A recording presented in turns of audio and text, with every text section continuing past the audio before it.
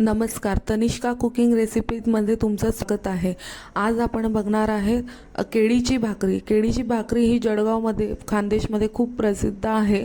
कोणत्याही उपवासाला ही भाकरी आवर्जून केली जाते।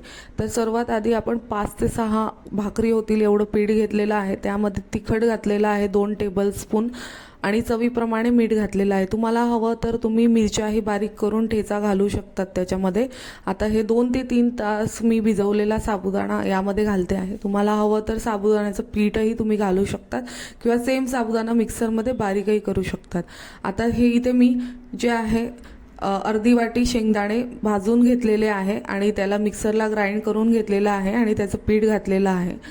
आणि इथे बॉईल जे आहे बटाटा घेतलेला आहे। बटाटा आपण चांगला स्मॅश करून घ्यायचा किंवा जाडीने तुम्ही जे आहे किसूनही घेऊ शकतात, जेणेकरून भाकरीमध्ये त्याचे लम्स येऊ नयेत। तर बटाटा इथे तुम्हाला दिसतोय छान मी असा किसून घेते आहे। बॉईल बटाटा 2 बटाटे घेतलेले आहे इथे आणि हे मिश्रण सर्व एकजीव करायचं। छान असे आपण भाकरीचं पीठ मळतो तसं किंवा चपातीचं पीठ मळतो तसं छान असं मळून घ्यायचं। तुम्हाला थोडं थोडं पाणी घालत जाऊन याचा छान असा डो तयार करून घ्यायचा आणि छान असं चपातीचं पीठ मळतो तसं मळून घ्यायचं। आणि तुम्हाला माझ्या रेसिपीज आवडत असतील तनिष्का कुकिंग रेसिपीज तर माझ्या चॅनलला लाईक शेअर आणि सबस्क्राईब करा। तर ही भाकरी खायला खूप छान लागते, चविष्ट लागते।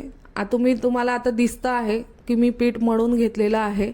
असं सेम पीठ मळून घ्यायचं। आता थोडंसं आपण ह्या पिठाला तेल लावायचं जे पीठ जे आहे नरम राहील आणि लाटायला इझी होईल। पीठ मळलेलं आहे ते नरमच राहील आणि थोडं 10 ते 15 मिनिटं ह्या पिठाला आपण रेस्ट करू द्यायचं।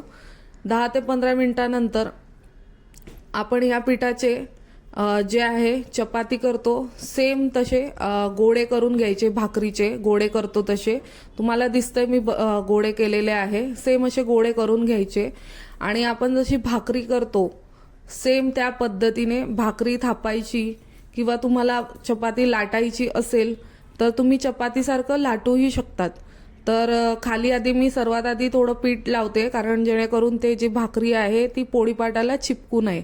तर सेम प्रकारे अशी भाकरी करून घ्यायची किंवा लाटूनही घेऊ शकता। जर कोणाला भाकरी थापायला जमत नसेल किंवा लाटायला जमत नसेल तर तुम्ही खाली जे आहे प्लॅस्टिकची पिशवी असते ट्रान्सपरंट, त्या पिशवीला तेल लावून तो गोळा ठेवायचा आणि वरतून कव्हर करून तशी भाकरी थापू शकतात, जेणेकरून ती चिपकू नये आणि थापायला पण इझी होतं किंवा लाटूही शकतात तुम्ही सेम प्रकारे। तुम्हाला जसं व्हिडिओमध्ये दिसतंय सेम प्रकारे अशी भाकरी तापून घ्यायची आणि साईडला जे आहे तवा गरम करायला ठेवायचा। तवा छान गरम झाला आपला की ही भाकरी आपण जे आहे तव्यावरती टाकायची आणि एक जे वरची साईड आहे भाकरीची त्याला थोडंसं पाणी लावून घ्यायचं, जेणेकरून जे आहे पीठ होऊ नये भाकरी आणि छान अशी भाकरी होऊ द्यायची। एक साईड अशी थोडीशी तांबूस कलर येईपर्यंत भाजायची आणि आपण ह्या भाकरीला आता उलटून घ्यायची आणि तेल लावून घ्यायचं, जेणेकरून भाकरी मऊ आणि लुसलुशीत राहायला हवी। जशी आपण कळण्याची, ज्वारीची आणि बाजरीची भाकरी भाजतो सेम प्रकारे भाकरी जी आहे भाजून घ्यायची। चपाती भाजतो तशी सेम भाजून घ्यायची आणि ही आपली तुम्हाला दिसतंय आपली भाकरी अशी झालेली आहे। तर आपण तिला जे आहे उलटी करून घेऊया आणि दुसऱ्या प्रकारेही थोडीशी छान अशी भाजून घेऊया ब्राउनिश होईपर्यंत। तर थोडं तेल हवं तर तुम्ही अजूनही घालू शकतात। तर तुम्हाला दिसतंय आता आपली भाकरी झालेली आहे। अशा प्रकारे आपण सर्व भाकरी करून घेऊया आणि ही भाकरी खायला खूपच छान लागते। तुम्ही दह्यासोबत किंवा उपवासाच्या चटणीसोबत, ताकासोबत खाऊ शकतात। अशा छान छान रेसिपीज बघायला प्लीज तनिष्का कुकिंग रेसिपीजला लाईक शेअर आणि सबस्क्राईब करा। धन्यवाद।